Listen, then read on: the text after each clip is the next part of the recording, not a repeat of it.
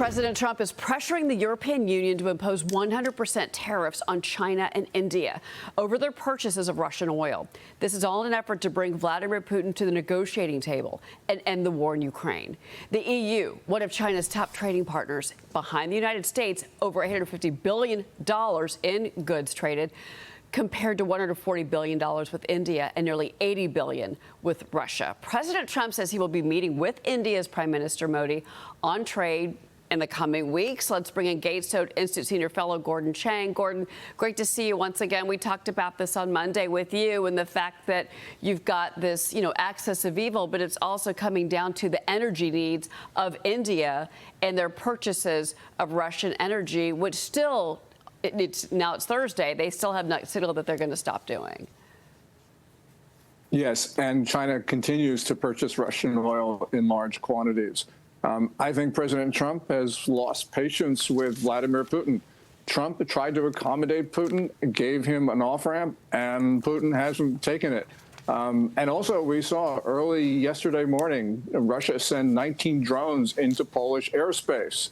And this is getting extremely serious. This is 1939, Cheryl. Poland has invoked Article 4 of the NATO treaty that's demanding consultations. That's one step away from Article 5. Article 5 is essentially war with the Russian Federation.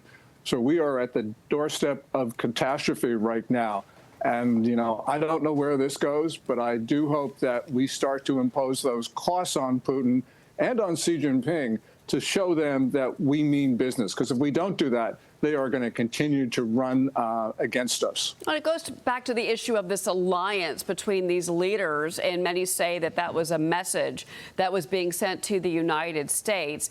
Nobody would have been happier about that message than Vladimir Putin, to be clear. But there's a piece in the Wall Street Journal this morning that says East is East. Fears of the India-China-Russia alliance overblown. But, you have commentators, one on CNN, saying that those pictures of those leaders should send a chill down the spine of every American. Are these concerns overblown? No, they're not. I mean, we have heard for a decade from the smart people in New York and Washington that Russia and China would never get together. And, they point out, well, these two countries have been historical adversaries, and that's absolutely true. And yes, their partnership of today probably won't last for 3 or 4 decades, but that's not what's important.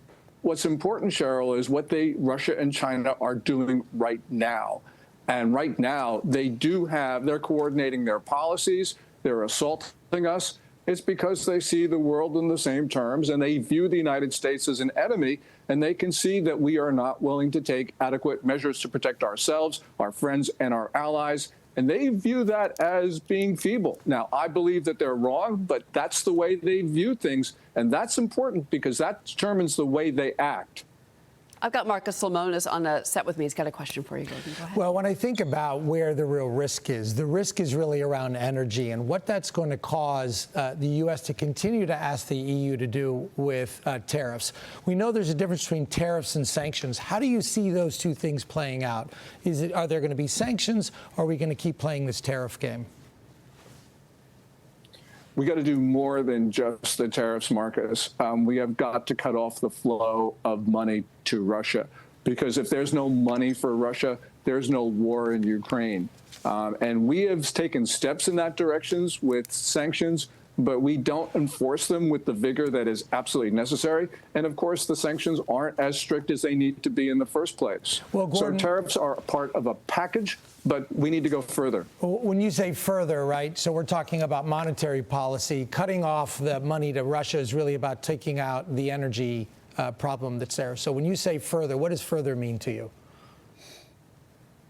It means that we have to make sure that neither the United States nor Europe nor our friends and partners around the world do any business with Russia. All right. Well, obviously, if you look at the moves that China has made, what's interesting, and this just broke yesterday, Gordon, we found out that these lawmakers in Washington from the House Armed Services Committee there's a report they're planning a trip to China later this month, led by the way, a Democrat. I mean, this is just 1 week after we saw that visit between Modi and Putin and Xi Jinping.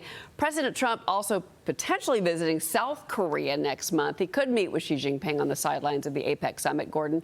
So what do you expect? And what do you think I'm not sure I understand what these lawmakers think they're going to do with China, because China doesn't seem to respond, from what I've seen, to dialogue. They respond to pressure and to threats.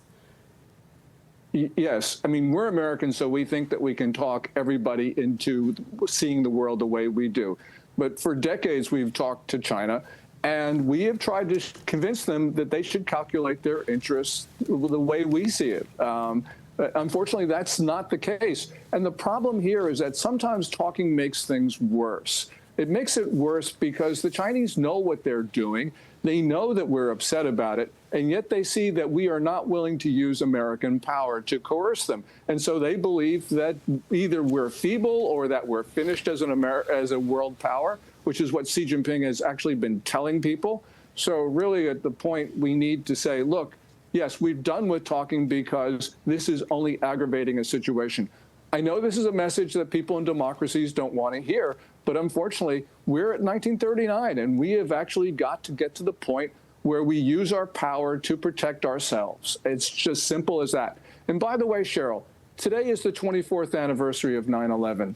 9/11 occurred because we were unwilling to listen to what Osama bin Laden was saying about the United States, even after he killed 6 Americans in 1993 with the bombing of the North Tower of the World Trade Center.